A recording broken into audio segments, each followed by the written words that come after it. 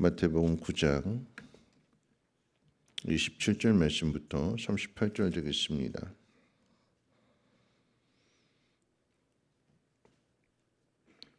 마태복음 9장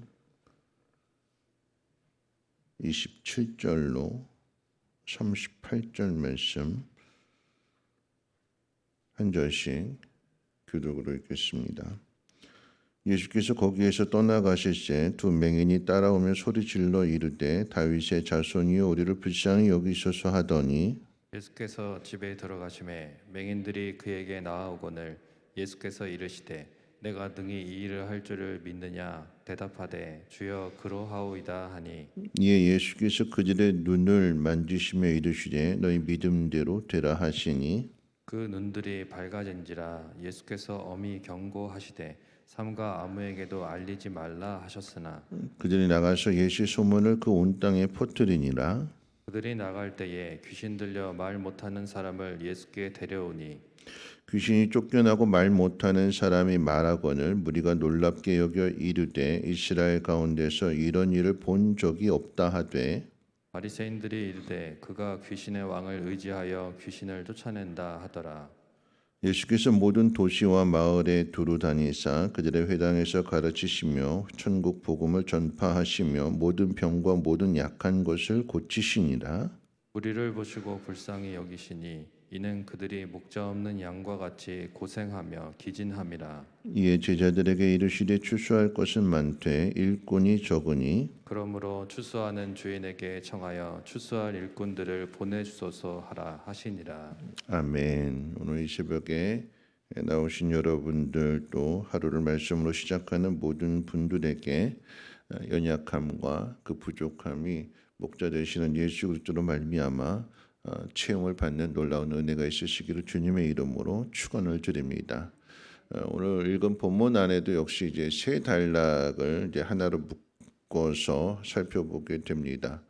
세 단락이라고 하는 것은 두 맹인을 고쳐주신 사건과 귀신 들려서 말 못하는 사람이 고침을 받게 되는 일, 그리고 이제 마지막 이제 결론적으로 35절부터 38절까지에 있어서 목자의 마음과 추수할 일꾼에 대한 말씀을 가르쳐 주시게 되는데, 오늘 특별히 이제 목자의 마음과 추수할 일꾼에 대한 그 말씀을 중심으로 함께 말씀의 은혜를 나누고자 합니다.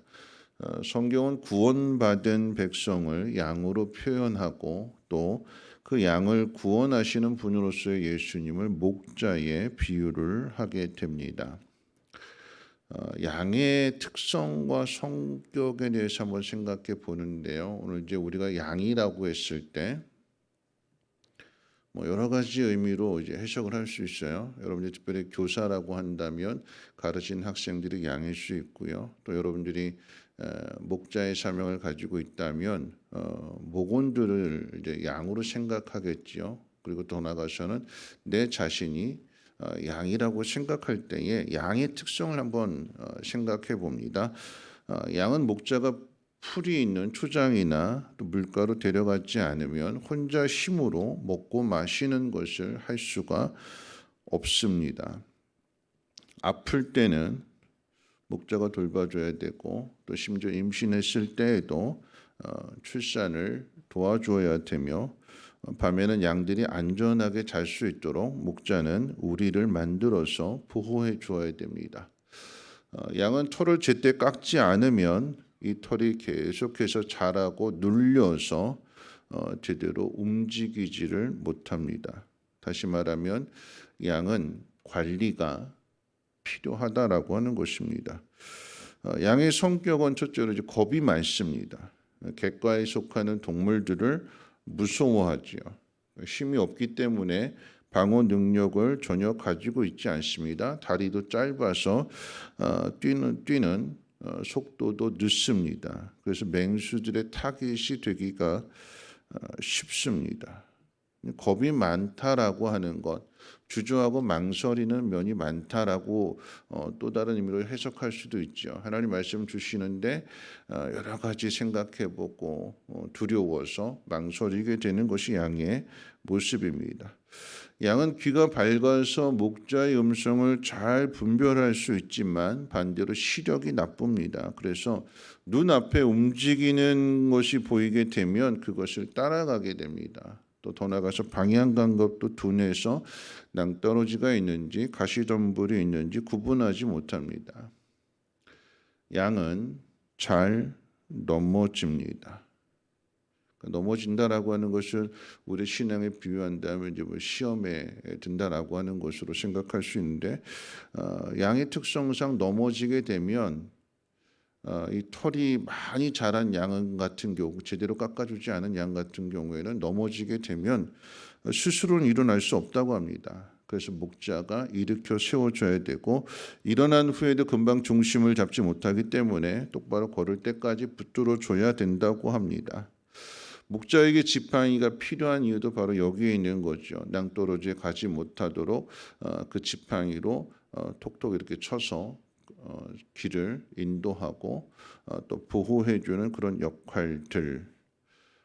양은 이기적이라고 합니다. 그래서 때로는 새끼 양들이 배가 고파서 이제 어미의 젖을 먹으려고 할 때 이 어미는 자신이 먹이를 발견하게 되면 새끼에게 젖을 물리는 것 대신에 자기가 먹을 것을 먹기 위해서 새끼를 내팽개치고 먹는 것에 집중한다고 합니다. 여러분 그렇죠? 우리가 시험에 들게 되면 매정하게 돼요. 뭐 내가 맡은 일이나 뭐 이런 모든 것들 다 필요 없습니다. 그냥 내가 원하는 것, 내가 하고 싶은 것 그것을 하는 것이 양의 특성이라고 합니다. 자, 이런 양들을 생각해 본다면 한마디로 표현하게 될 때에 손이 참 많이 간다라고 하는 거죠. 이 양은 목자의 보살핌이 없이는 살아갈 수 없도록 하나님 그렇게 지으신 것 같아요.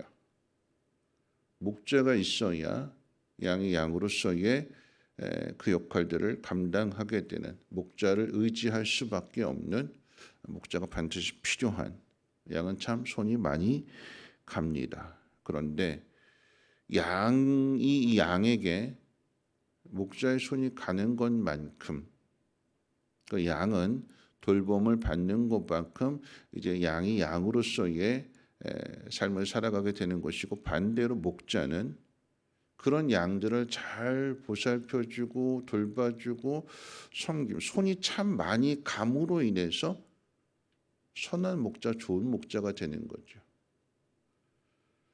그저 양이 스스로 모든 것들을 다 잘 알아서 한다. 그럼 굳이 목자가 필요 없죠. 선한 목자인지 나쁜 목자인지 능력 있는 목자인지 확인도 되지 않습니다. 여러분 뭐 이것을 마치 이 양의 이야기를 자녀로 한번 비유해서 본다면 시력도 나쁘고 성격도 이기적이고 두려움도 많고 넘어지기도 잘하고 여러분의 자녀가 만약에 그렇게 된다면 내팽개칠 부모가 있을까요? 아니죠. 더 많이 손을 가지요. 보살펴주고 섬겨주고 도와주고 그럼으로 인해서 부모가 되는 거예요. 자식을 사랑하는 그 마음을 통해서 참된 부모가 되는 것입니다. 자, 이 양과 목자의 관계를 또 한편으로 보여주는 것이 앞에 있는 이 세 단락을 묶고 놨기 때문에 이 세 단락 안에서의 어느 말씀도 소홀히 할 수 없기 때문에 함께 연결해서 한번 생각해 볼 때에 앞에 두 맹인의 이야기가 나오잖아요. 앞을 보지 못하는. 그러니까 어떻게 해요? 예수님께서 이 두 맹인을 고쳐주시는. 양은 시력이 나빠서 잘 보지 못하니까 보지 못하게 되면 주변 사람들의 손이 많이 가는 거잖아요. 보지 못하니까 씻겨줘야 되고 길을 안내해줘야 되고 예수님께서 그 눈을 고쳐주신다. 보지 못하는 두 맹인을 고쳐주신다. 그들의 문제를 해결해 주신다라고 하는 차원에서의 예수님은 이 땅에 목자로 오셨습니다.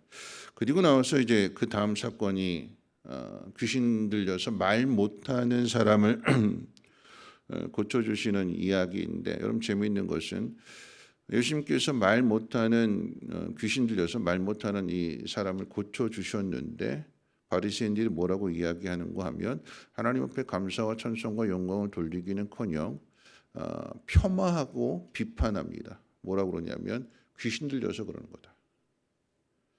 하나님의 은혜로 하나님의 능력으로 귀신을 쫓아내고 이 사람을 고쳐주는 것이 아니라 폄하해서 귀신의 졸개다. 그러니까 귀신에게 부탁해서 귀신의 힘을 빌려서 귀신을 쫓아낸 것에 불과하다. 누가 이렇게 비판할까요? 바리새인들입니다. 여러분, 바리새인들은 유대 종교 지도자들입니다. 성경에 대해서 누구보다도 다 많이 알고 있고 종교적인 열심을 내는, 그래서 알지 못하는 사람들은 그저 이 바리새인들을 신앙의 롤 모델로 삼게 되지만, 하나님의 아들이 오셔서 자신의 양을 돌보시고 자신의 양을 치료해 주시고 고쳐 주시는데 정작 그 일을 감당해야 할 이 땅의 지도자로서의 바리새인들이 목자로서의 사명을 감당하지 못하게 되는 거죠. 비판하고 폄하하고 감사하지 못하고.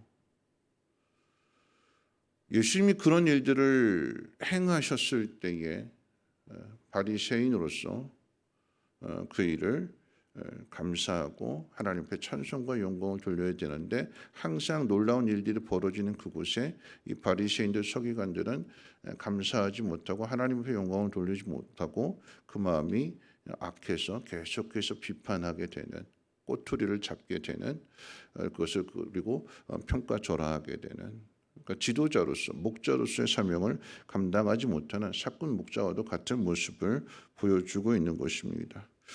오늘 이 말씀과 더불어서 예수님께서는 목자로서의 이야기만 끝나는 것이 아니라 마지막 부분에 가서는 추수할 것에 대해서 말씀하신 줄 같이 한번 말씀 한번 읽어볼까요?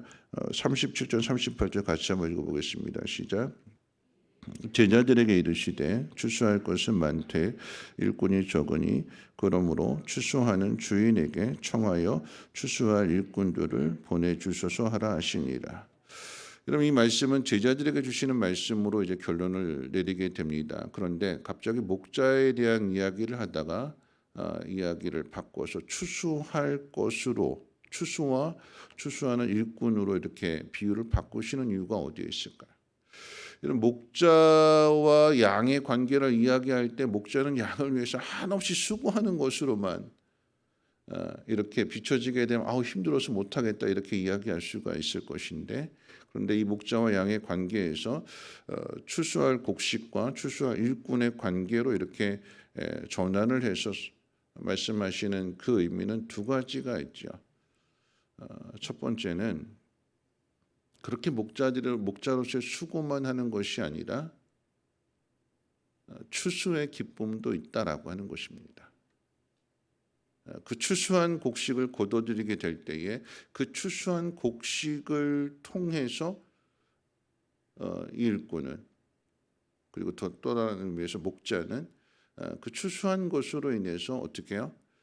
자신의 삶을 이어갈 수가 있습니다. 그리고 창고에 드리게 되는 거죠. 창고에 드린다라고 하는 것은 비유할 때 하나님 나라에서의 상급이 크다라고 하는 것입니다. 여러분, 목자로서, 교사로서 손이 참 많이 가잖아요.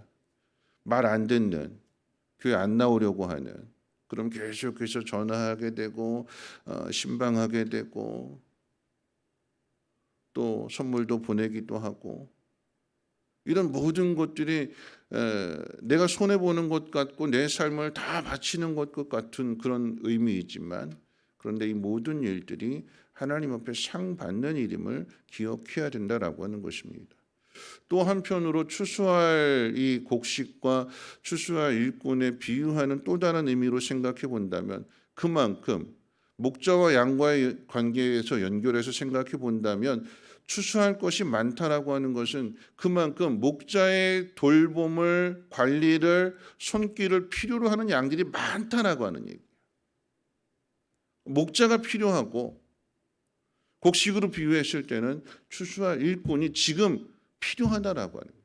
시대가 악하면 악할수록, 마지막 때가 되면 될수록 사랑이 식어지기 때문에 예수님의 사랑을, 하나님의 사랑을 가진 사람들이 너무나도 필요하니까 제자들에게 말씀하시되 하나님 앞에 기도해서 추수할 일꾼을 보내달라. 다른 표현으로 이야기하면 너희가 그 일을 하라라고 하는 거죠. 말씀을 마칠 텐데요. 목자와 양의 관계. 예수님이 우리의 목자가 되시고 우리는 첫 번째로 양이지요. 우리가 이 자리에 설 수 있는 것은 우리는 자꾸만 이기적이고 시험에 들면 자주 넘어지게 되고 두려워하게 되고 망설이게 되고 낭떠러지인지 가시덤불인지 둔해서 깨닫지 못하고 저절로 서서 우리가 이 자리에 있는 것이 아니라 주님이 우리를 사랑하시고 목자가 되셔서 돌봐주심으로 오늘 우리가 이 자리에 있다면 똑같은 의미에 있어서 우리에게 맡겨주신 양들이 있는 거죠. 특별히 이제 내일부터 수련회가 시작이 되고 다음 주에는 성경학교가 있을 때에 우리에게 맡겨주신 이 교사라는 사명은 학생들 하나하나를 돌보고 거기에 많은 시간을 많은 물질을 투자해서 그 아이들이 온전하게 다음 세대를 이끌어갈 아이들로 세워지게 될 때에 그들이 받은 그 사랑을 가지고 또다시 사랑을 전하게 되고 그래서 하나님의 나라가 이루어지게 되는 것입니다. 그 어느 때보다도 지금은 추수할 그 영혼들, 돌볼 양들이 너무나 많이 있습니다. 이때 우리가 깨어나서 일어나서 주님 맡겨주신 이 사명을 잘 감당해 나갈 수 있는 우리 모두가 되었으면 좋겠습니다. 아울러서 오늘 제자들에게도 일꾼을 많이 보내달라고 기도하라고 말씀하셨기에 오늘 우리 성민교회 안에 좋은 목자들 또 좋은 교사들 추수할 일꾼들 하나님 나라의 일꾼들을 하나님 많이 보내주셔서 하나님 나라가 아름답게 확장되어지게 되고 복음이 증거되어지도록 여러분들 함께 기도할 수 있는 오늘 이 새벽이 되었으면 좋겠습니다. 우리 함께 찬송 495장 부르신 후에 함께 기도하겠습니다.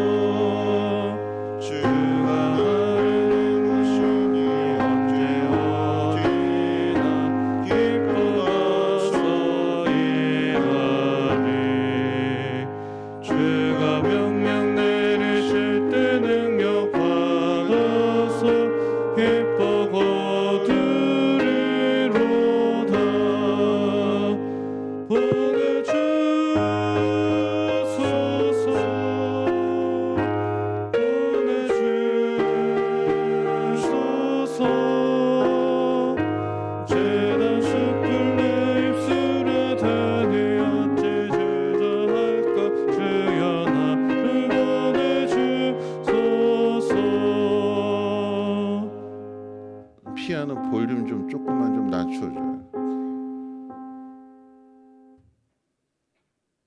네, 우리 함께 기도하실 텐데요.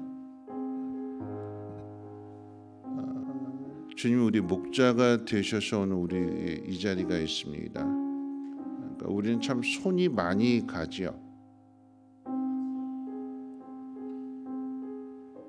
스스로 서서 이 자리에 오는 것이 아니라 넘어지면 또다시 붙들어 주시고, 먹지 못하면 먹을 것 주시고, 마실 물도 주시고, 사랑을 받았기 때문에 오늘 우리가 이 자리에 있다라고 하는 것을 기억한다면 우리에게 맡겨주신 사명, 주변의 이웃들을 돌아보고, 지체들을 돌아보고, 교사는 학생들을 돌아보고, 목자는 목원들을 돌아보고, 또 주의 종들은 성도들을 돌아보는, 손이 많이 간다고 투덜거리는 것이 아니라 손이 많은 것만큼, 많이 가는 것만큼 좋은 목자가 되는 것이고, 좋은 교사가 되는 것이고, 또 좋은 성도가 되는 거죠. 그렇게 해서 하나님 나라가 이루어지게 되는 것입니다. 지금 이 시대에 손을 필요로 하는, 사랑의 손길을 필요로 하는 사람들이 참 많이 있습니다. 외면할 것이 아니라 우리가 일을 잘 감당할 수 있도록 하나님 우리에게 맡기신 사람을 잘 감당할 수 있도록 우리에게 기름 부어주시고, 또한 일꾼들을 보내주셔서 많은 영혼들을 하나님 앞으로 인도할 수 있는 우리 성민교회가 되게 해달라고, 또 이제 내일부터 시작이 되는 우리 희엘 청소년부, 또 시온청년부 연합수련회 하나님 은혜 가운데 성령으로 충만하게 주어주시고, 다음 세대가 잘 세워질 수 있도록 하나님 역사해달라고 함께 통성으로 하나님 앞에 기도합니다. 거룩하신 하나님 감사합니다. 오늘도 하나님 말씀을 듣습니다. 하나님, 오늘 하루를 살아가게 될 때에 우리는 다 양 같아서 각기 제 길로 가고 그릇되이 행하는 그런 우리들, 그럼에도 불구하고 우리를 포기하지 아니하시고 찾아오셔서 우리를 건져주시고, 또 돌봐주시고, 먹여주시고, 치료해주시는 목자 되시는 주님의 은혜로 말미암아 오늘 우리가 이 자리에 있으면 하나님 깨달아 알게 해주시고, 하나님의 영으로 충만하게 채워주시사 받은 그 사랑을 잘 흘려보내며 나누며 전할 수 있는 우리 믿음이 되게 도와주시옵소서. 특별히 아버지 하나님, 시대가 악할수록 하나님 상처받고 방황하는 영혼들이 참 많이 있습니다. 하나님, 저들을 건져낼 수 있는, 저들을 하나님 앞으로 인도할 수 있는 우리 믿음이 되게 도와주시고, 아버지 하나님, 추수할 곡식이 많다고 했습니다.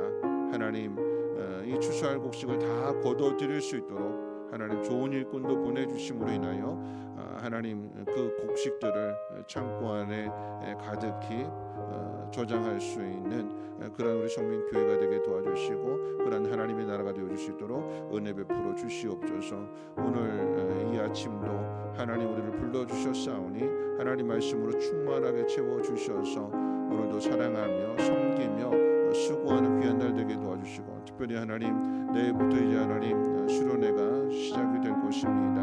하나님, 많은 청년들, 많은 학생들 보내주시고, 하나님 그곳에서 훈련받게 하시고, 하나님 마음, 하나님의 사랑을 깨닫고 저들의 잘 돌봄을 받아서 성장하여 또 다른 누군가를 돌봐줄 수 있는 하나님 이런 선순환이 이루어질 수 있도록 하나님 역사해 주시고, 이끌어가는 하나님 우리 목사님들과 또 교사 선생님들 하나님의 영으로 충만하게 채우시고, 피곤치 않게 하시고, 저들의 가정과 산업도 하나님 지켜 주시옵소서.